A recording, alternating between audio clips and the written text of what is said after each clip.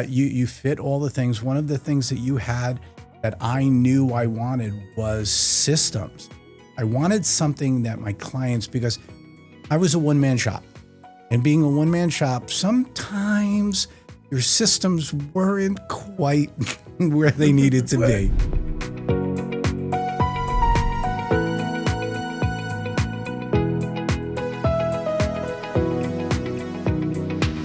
Hi, Philip Board here. Welcome to Financial Fitness with my co-host, Mia Medina.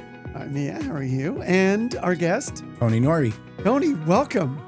So this is your first time ever being in a podcast studio. That is correct. So a little nerve-wracking, right? A little bit. We're going to try and take the edge off of this. Okay. It's just a conversation. And so to give you a little background, Tony and I have known each other for 10 years, but Tony has been in the industry longer than I have.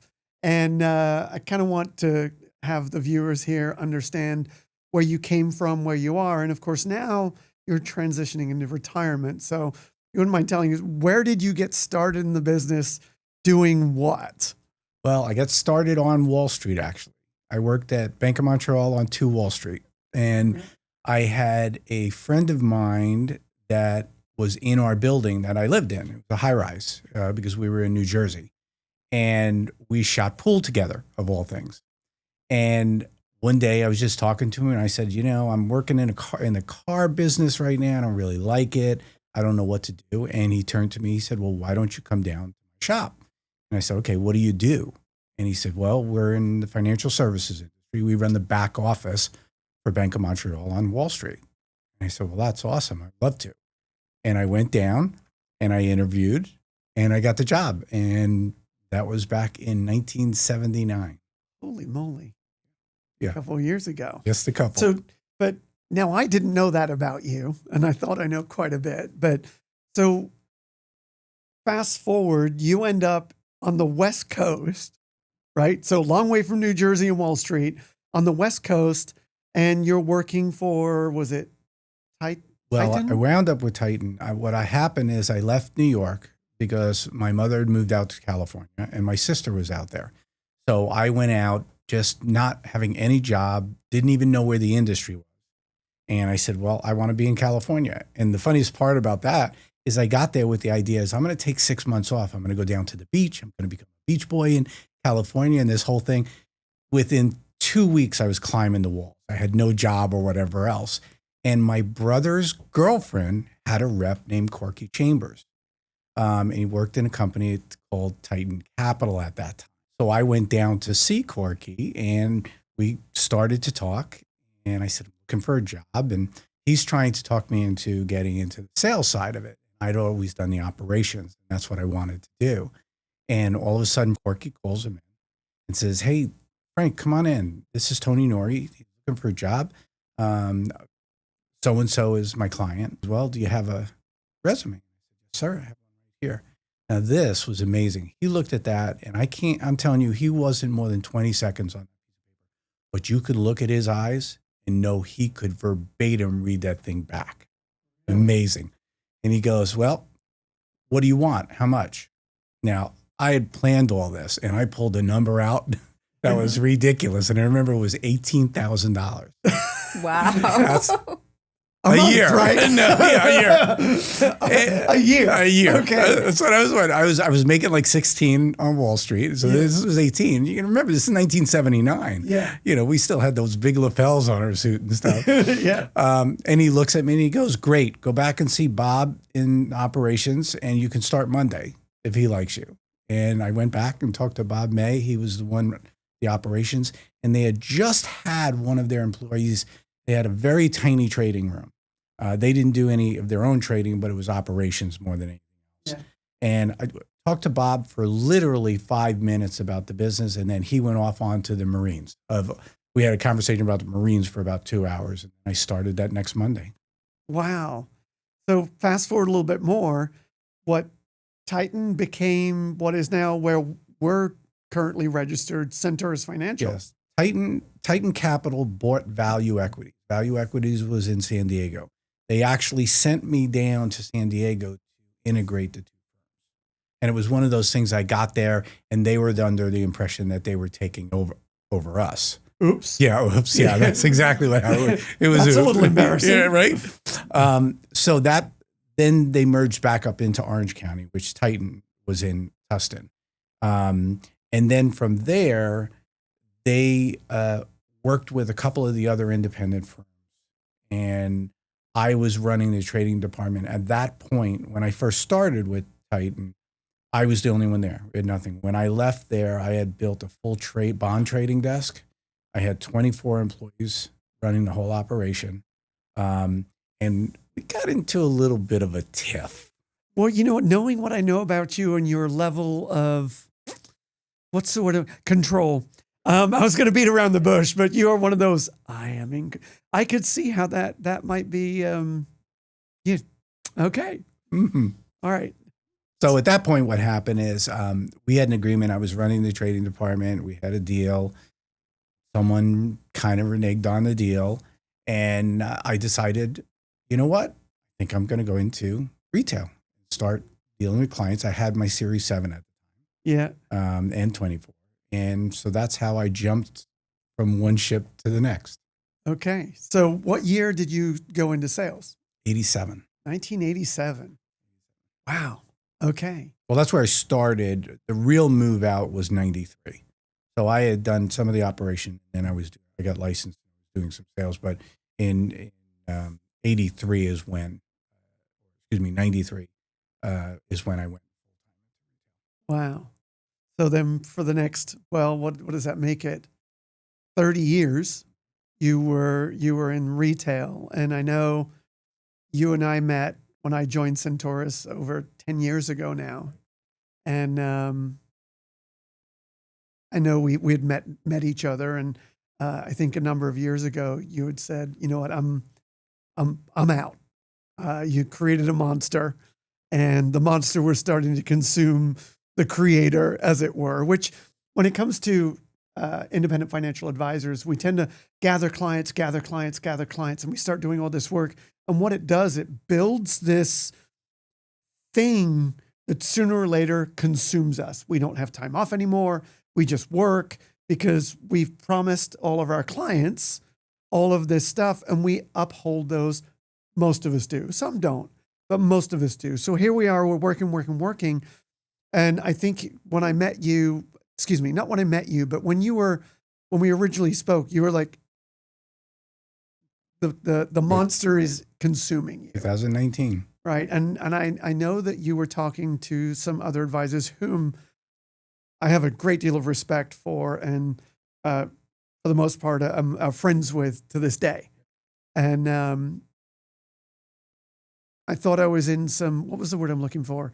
Like, wow, this is some steep competition. But for some reason or another, actually, I know what the reason is, but you chose to affiliate with one-on-one instead of just doing a straight sale.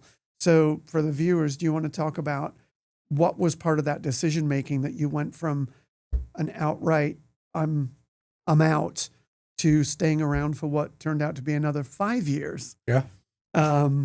Until the beast consumed you again. Yeah, exactly. Yeah, it was an interesting process that I went through. And there were 3 of you, as you know, that I talked to. All people that I knew too, that I would consider friends in the business. And we went through the process of, okay, what do I want? I had one rule and one rule only to start with. That was the order of priority had to be my client first, the person that bought the practice second, and me third. It was very simple, because if I didn't have the person that was going to buy it second, then the priorities were incorrect. So I looked at all of this, and it was fascinating. We were down pretty close to looking at the decisions. We hadn't made one yet. But who's we? You and your wife, Nancy, right? Nancy and I. We met with everyone. We flew different places and so on and so forth. But there was a moment in time, and it was a very unique moment in time. And it was actually when I had lunch with you. And it's a very funny story, because here we are sitting down at the table, and I'm basically pitching you to buy my practice. You fit all the things. One of the things that you had that I knew I wanted was systems. I wanted something that my clients, because I was a one-man shop. And being a one-man shop, sometimes your systems weren't quite where they needed to be. Well, the system right, is Mia? Yes. Yeah. Okay. Right. And that was a huge appeal to me, what you had. So we're sitting down and I'm here working on, well, this guy's going to buy my business. And you flip the switch in a single statement. And I'll never forget it. And what did I say? Okay. What you said is, well, wait a minute. Can I ask you a question? I said, sure. What don't you like? And that was oh, wait a minute. Upside my head. What do you mean? What don't you like? Well, you know what I don't like. I can't deal with this regulatory environment. This is out of control. They're telling me I can't do things that they're telling me I'm supposed to do. And I can't deal with it anymore. That's why I'm going. You looked at me and you said, well, let me throw something your way. I said, how about instead of I buy your practice, which I will do. I'm happy to buy your practice. But what if you come under my branch? I'll take all the stuff you don't want, the compliance, all of the regulatory stuff, and you just do what you do best. Interesting. So we get done with lunch. We go upstairs, and Nancy and I talk about this all the time. Nancy looks at me. What do you think? And I said, I don't like it. And she's like blown away. She loved what this whole conversation. She goes, well, what do you mean you don't like it? Well, what's wrong with it? I said, I can't find the hole in it. The what's wrong? The what's wrong? What's my angle? I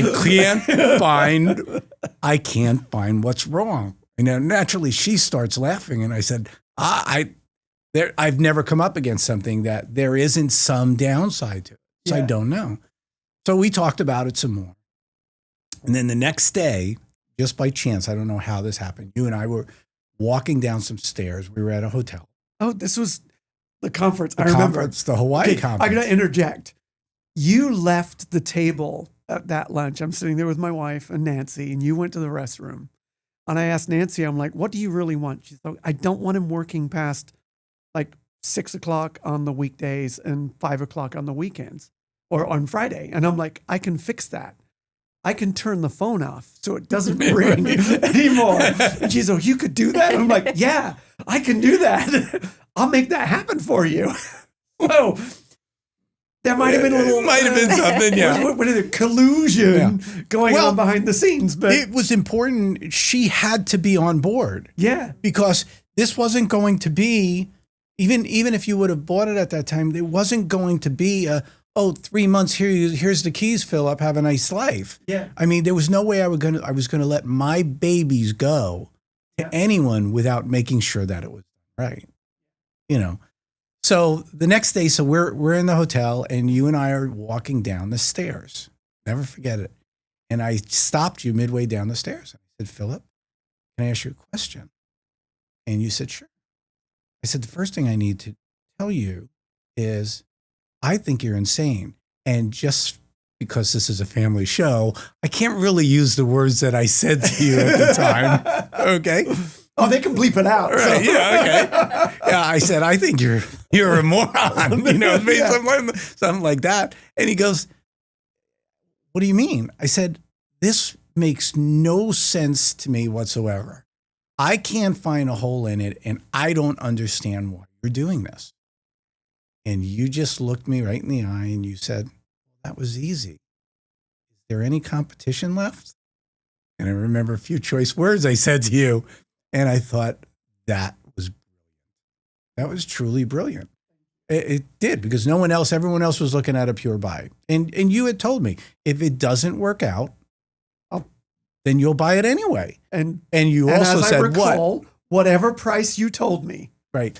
Well, I believe I held up to that bargain. You did? No, even better. That's not what you told me. What you told me is, and what I'm going to do for you is I'm going to cost myself money, because if this works the way that I know it can, you didn't say if it works, if it works the way I know it's going to, then I'm going to have to pay you more for the practice than you're asking for right now. This is true. This is true. This is 100%. Absolutely I cost myself a lot of money. Yeah, you did. In this approach. You did. But it's been fun, though. Oh, it's been a blast. I mean, it's been a total blast. So what's interesting about this is that Tony's a big-time detail-oriented guy. And he would ask me specific questions. And I'm like, don't worry about it. It'll work out. And which, of course, when you're a detail guy, that is not an answer. We have a go-between. So part of this onboarding process, I think Mia actually had more to do with executing it than I did. Yeah, you couldn't answer anything. No, I'll own that. No offense. Yeah, I am right. like, I see the vision. How are you going to do it? Don't know. Yeah. She'll know. Me and I were in the same tent. You were outside doing whatever. Yeah, I'm like, oh, it works.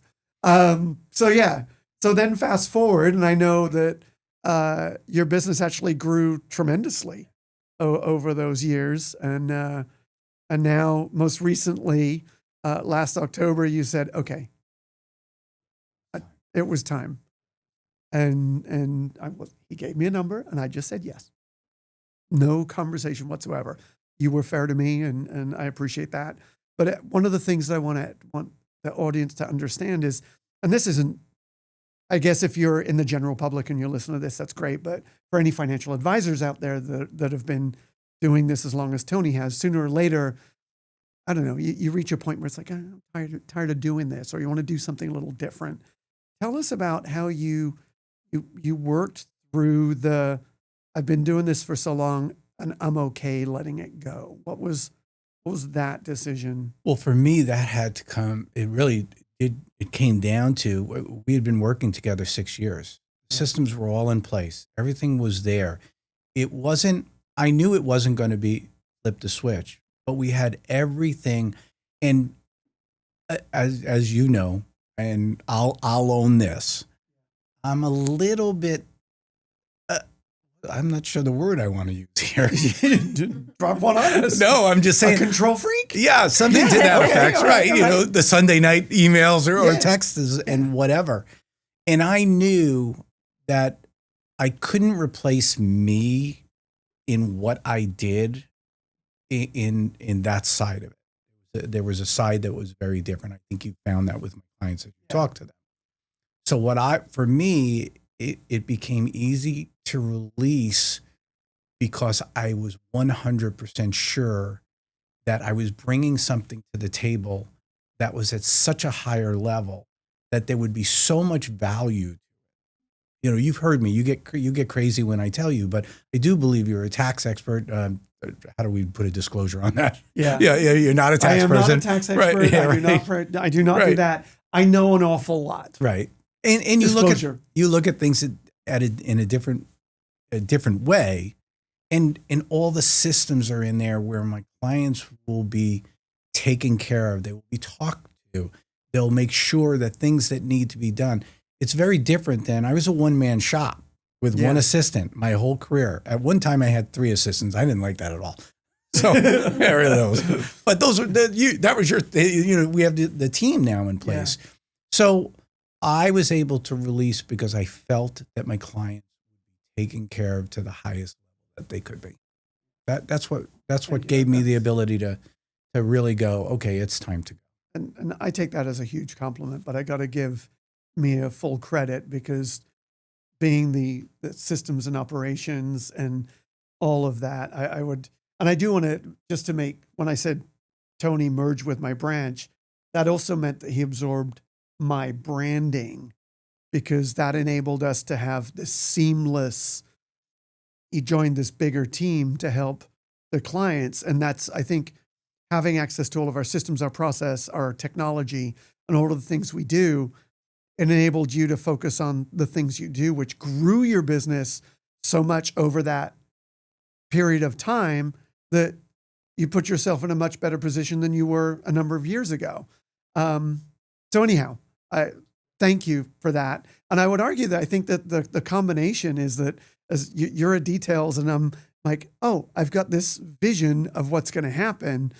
And Mia's the one that figures out how to execute that vision, right? So I'm curious do you have some thoughts on how what Tony's just talked about in that? What were some like milestone aha moments? What were the wins, the challenges? Oh, I think when we first started talking to Tony, I realized like, okay, I get the way he's thinking, like I think that way. So to me, I'm like, it just felt easy to understand him. And I worked with you for so long that I'm like, okay, I know how to fill in the gaps, I guess, You right? know how to speak, Philip. I know how to speak. Yeah, there you go. That's a good way to put it. So Yeah, you speak Philip. even then, like we still like when we meet with clients and stuff, I'm like, okay, like Philip's thinking this way. Let me go talk to Tony, and then I figure out, okay, like where are we at, right? And then it's actually been really fun working with your clients, right? Because I could see them like how they think like you, right? And then like I know how you are too, so it's like how do we create this like streamlined process for the client as well, right? So it's been kind of fun just kind of watching it all, and they're so open like to like the whole team. Mm-hmm. And I think that's what made it a major part of it. Is like we already had worked with each other for a few years, so There's a certain level of comfort with that, yes, isn't there? yeah. So to give it a little background, what Mia's talking about is that once Tony made the decision, he's been introducing his clients to us and us to them. So we've been having these joint meetings, and to Mia's point, it has been fun. And and a lot of times they're very much like you. They can be down in, I don't want to say the weeds because that's not true. They're just into the details. And I come in and go, but wait a minute, I see something bigger going on here. And it's been interesting to watch their brains click on it. And then I think obviously with your ability to speak Philip. Decipher. Decipher. What did he just say? So yeah, it's been a lot of fun. So that being said, here you are. This is something interesting. When you first started talking about retirement, you're like 2 years. It's going to be 2-year transition. When did you announce it? And I know where you're going. How many months has it been? Well, and how many months do you want it to be? And how long did you think it was going to take as opposed to how long it's been? Okay, so we announced it officially on, I think, February 1st, right? That was the official date. So February 1st, we started talking to clients, fairly soon after that.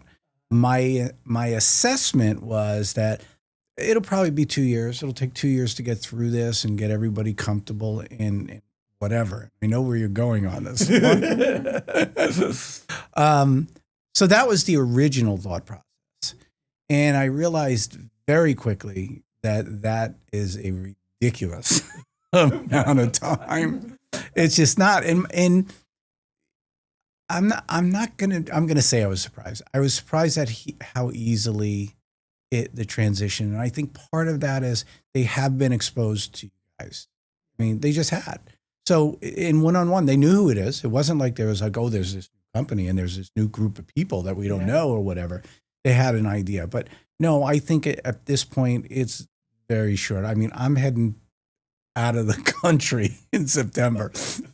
And what Philip is talking about, which is hysterical. I used how did I start with 2 weeks? Then it went to 3 weeks. Now the trip. Now I'm in Italy for a month. He's telling clients like, well, I'm going to travel internationally. I'm going to be gone for 2 weeks.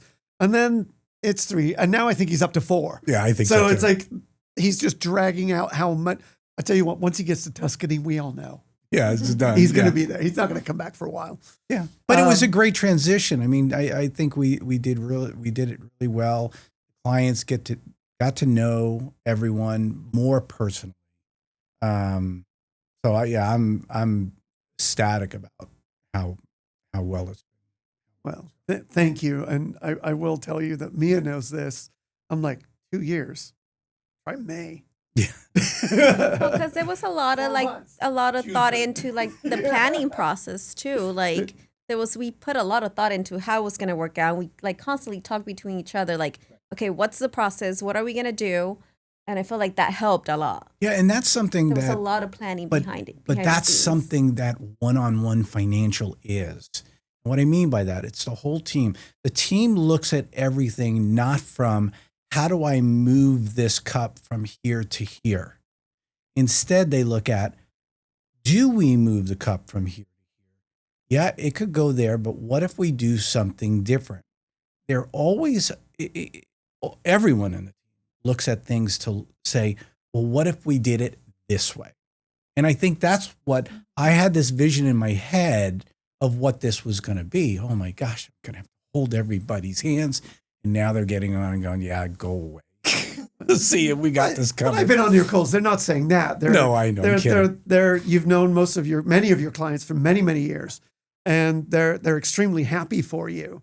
And what I would say, and feel free to chime in, Mia, is that they appreciate the way you've done the transition for them. And ultimately, I would say for all of us, right? Because you know that because of the systems and process, nobody's going to fall through the cracks. You know, from working with us, we care, right? And they are familiar with the brand. And now there's some adjustments, like Tony responds to email on the weekends. Don't do that. We don't do that. We have working hours. We like work-life balance. Yeah, and they understand that. They're just, so it's a transition because they're used to me doing that because I'm a lunatic. I mean, that's what it was. I told you, remember, my big statement always has been the same. I built the monster. Yep. Okay. It's true. I built it. It's true. So, so this year, I know you've got some trips planned and the big one in September. Yep. What about next year? Where are you going to travel? My eyes are on, I'm not sure where yet, but we're going to do a river cruise. I think we're going to do a river cruise, maybe Germany. Fantastic. Yeah, we're going to try to do, as you know, we have a big RV that we travel around the country.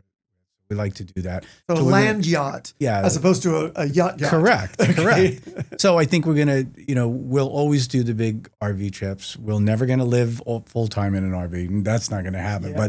But we love our RV. So we'll be gone this year for 30 days in it. We'll do a big trip in the RV, and then we'll do another big trip somewhere. All right. So for any advisors, and sorry, I want to acknowledge, thank you for sharing that. And I'm looking forward to hearing your tales. We'll have to have you back. Okay. Let's say a year from now, after he's got 2 or 3 trips on his belt. There you go. Hopefully the pants will still fit. Yeah. Right. Elastic. Yeah. Elastic waistbands. Pants, right yeah. on. Right. So for any advisors out there that are getting to a point in their career where they're just like what we see a lot in this industry is that they just allow their business to attrition out the door. So what would you say to someone that's in a position where they're like, well, why do I want to sell it? And I got to admit, our agreement was whenever you decide. But if something happened to you, we'd be here. Yeah, that's to where we remunerate started. your family and take care of your clients. So for someone out there that's like, I like it. I don't really work that much, and my clients don't bug me. Why would they want to consider us, for instance? Because by going to attrition, and naturally that's crossed my mind like everyone does, but the difference is you can't do that to your clients. It's not fair. Not in this environment. This environment is changing so quickly. I mean, just look at AI, where that's going right now. And if you're not, to just walk away or just stop doing things is a disservice to the client. So what you bring to the table with the ability to keep those clients not only engaged, but educated to move forward. Because if you stay where you are, it's not going to be good in the long run. You have to constantly be moving. I'll agree with that. You need to look at different things. You have to have an open mind. Well, if no one's talking to you, then what's going to happen? You're going to pick up whatever's on social media, and you're going to either run with it and it becomes a disaster or whatever the case may be. To have someone in your corner that is in constant contact with you, has the systems and processes in place to make sure you're always at the top of that game I mean, that's why you do it. That's why you sell the practice.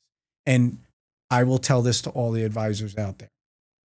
It's really not as hard as you think it is. Take my word for it on that, because I was terrified. Yeah. Terrified. You know, Now, terrified when you joined our branch, or terrified when you made the decision? no, when I made the decision. Yeah. You know, that was a tough decision. I've been doing it for 45 years. And, you know, I say it jokingly, but these were my babies. You know, I'm not going to give them to just somebody off the street. So that's why the attrition thing, you can find things to do, but to do that to your clients, I don't think it would be a good thing for them.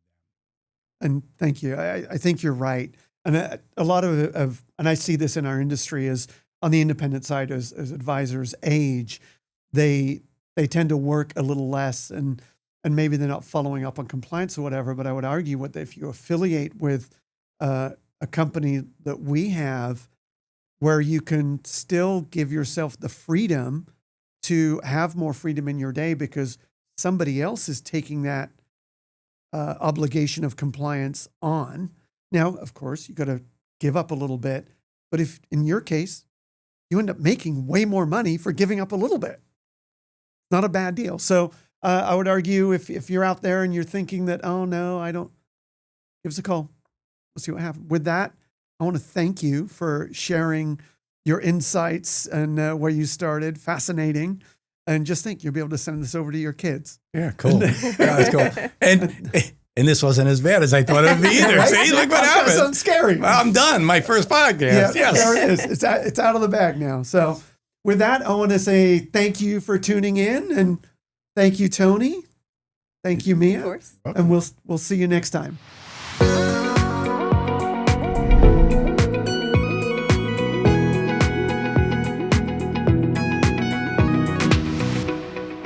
Hope you found today's content interesting. By all means, like and subscribe. You can also listen to us on all the popular streaming platforms, Apple, Spotify, you name it. We're on all of them. Look forward to hearing you there too. Thank you.